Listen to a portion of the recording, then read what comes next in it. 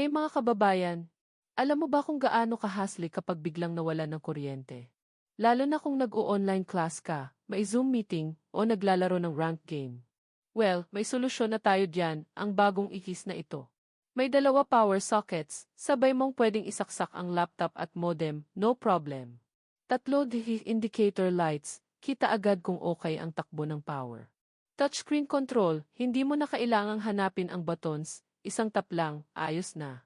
May circuit breaker, kung may biglang surge, automatic off to protect your devices. Stable voltage output, hindi pa bago-bago, kaya walang lag, walang sira. Pwede mo ring kontrolin gamit ang phone mo, kahit nasa labas ka, hawak mo pa rin ang power.